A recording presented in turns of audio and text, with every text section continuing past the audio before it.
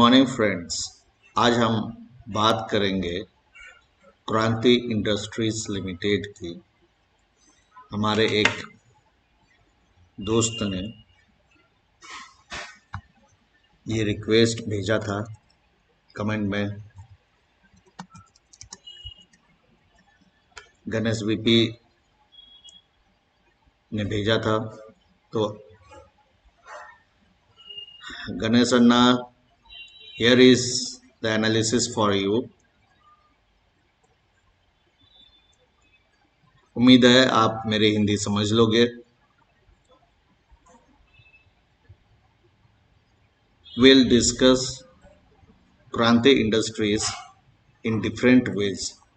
First, some simple ways, then elite wave analysis. I hope my Anglo Hindi will do better for you.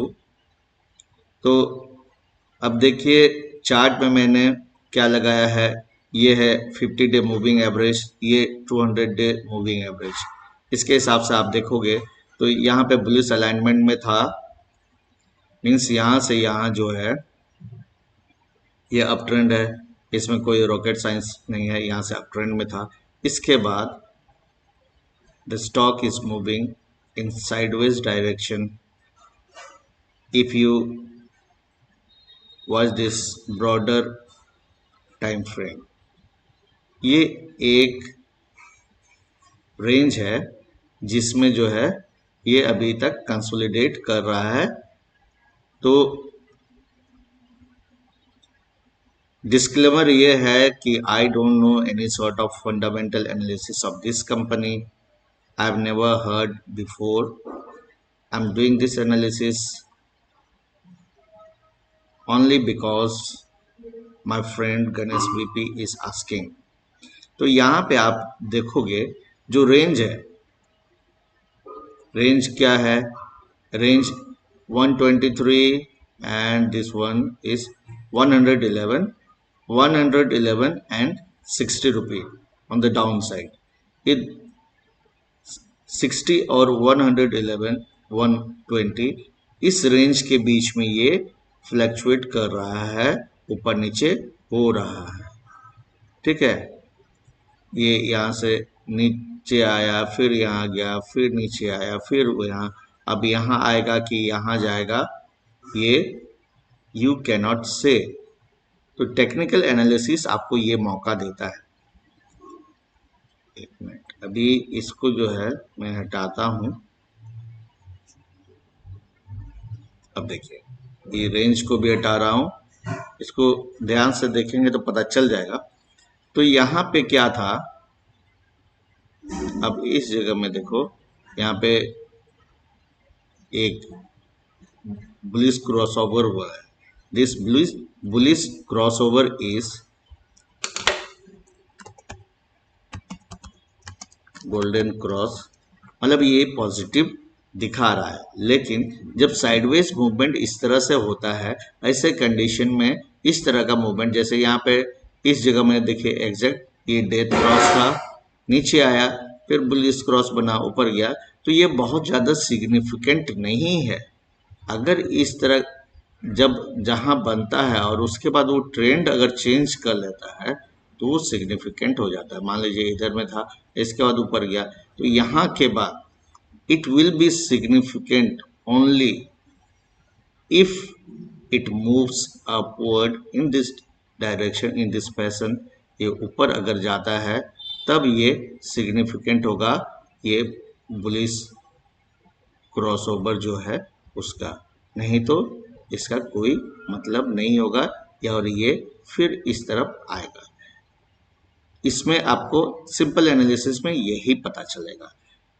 लेकिन जब हम advance form में analysis करेंगे तो हमको दूसरा चीज भी पता चलेगा। अब उस पर आता हूं, इसको हटाए। अब इसमें देखिए ये क्या है, this is wave one. Ganesh Anna, you can appreciate it very well since you have learned elite wave analysis with me। तो ये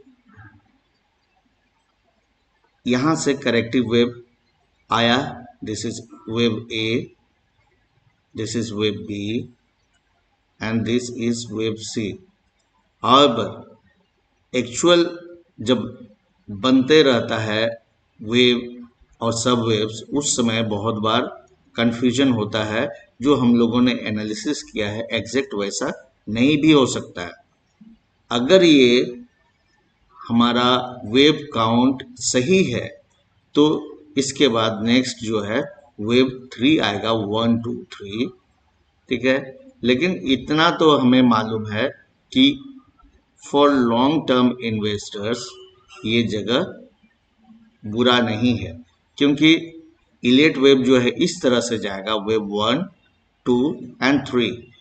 wave 3 is usually the longest and strongest wave. This is according to Elliot wave theory.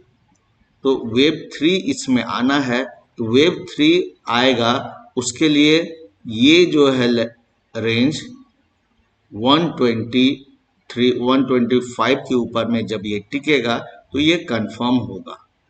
और जब Fibonacci extension लगाते हैं, first target is 161, second target is 224। Okay, ये investors के लिए है, this is not for traders. इसके बाद 161.8% आने के बाद ये जो है नेक्स्ट, ये भी एक प्रोबेबिलिटी रहता है।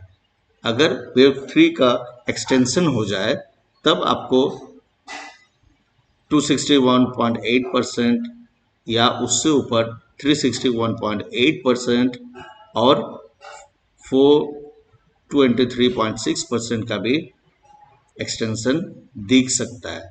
ये हम लोगों ने देखा है ओवर द इयर्स, बहुत सारे एग्जाम्पल्स हैं। तो जो लोग मेरे साथ जुड़े थे पहले, जब मैं मनी कंट्रोल और फेसबुक में एक्टिव था, उस समय जो लोग सीखे हुए हैं वो अप्रिशिएट करेंगे। और Elliot wave analysis advance form है, वो शुरू में बताने जो है ना उसका कोई मतलब नहीं है। जब आप लोग बेसिक सब सीख जाओगे तो ये हो सकता है। और एक चीज़ इसमें देखेंगे, जो क्लासिकल चार्ट पैटर्न है उसके हिसाब से अगर सोचेंगे तो इसमें एक और भी आपको पैटर्न दिख सकता है, लेकिन not very sure at the moment. ये जो है आपको इस तरह से दिखेगा,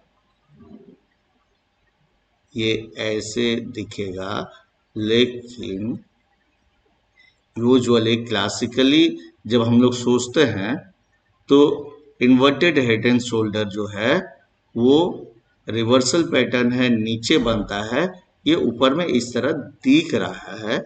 तो ऐसा हो भी सकता है, नहीं भी हो सकता है, क्योंकि हेड एंड शोल्डर और इन्वर्टेड हेड एंड शोल्डर ज़्यादातर कंडीशन में रिवर्सल पैटर्न होता है। कभी कभी ही आपको कंटिन्यूएशन पैटर्न की तरह मिलेगा।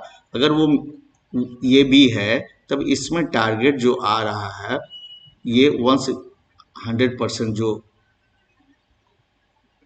फिबोनाची एक्सटेंशन है उसके साथ कोइंसाइड कर रहा है। ये टारगेट तब होगा, उसके हिसाब से मिनिमम इतना टारगेट होगा। लेकिन उसका पहला शर्त होगा कि इस लेवल के ऊपर 110.11 से लेके 125 का जो रेंज है, देखिए सपोर्ट और रेजिस्टेंस मैं बार बार कह रहा हूँ, support and resistance is not a single point, rather it is a range. ये रेंज इस तरह से है, इसके ऊपर अगर टिकेगा वॉल्यूम के साथ तो आपको ये लेवल 159 देखने को मिलेगा। So this completes the technical analysis of क्रांति industries. Disclaimer, I am not invested and I am not trading, I am not planning to invest in it। ये सिर्फ एक चार्ट पैटर्न का एनालिसिस था। और मुझे लगता है यहाँ पे जिन लोगों ने नीचे में अगर बाय करके रखा है उन ये जो लेवल है, करेक्टिव वेव एनालिसिस इसलिए हम लोग पढ़ते हैं ताकि आपका एंट्री बेहतर हो सके। अगर मान लीजिए इसको पहले से फॉलो कर रहे होते तो ये लेवल था बेस्ट एंट्री। यहाँ पर अगर आप एंट्री करते हो तो आपको पैनिक होने का जरूरत नहीं है। स्टॉप लॉस भी छोटा रहता है, you can hold it for longer time without any sort of panic. So, Anna, this completes your analysis of Kranti Industries. I, I hope I have given you some important insights into the stock. Happy investing for you, and thank you for believing in me.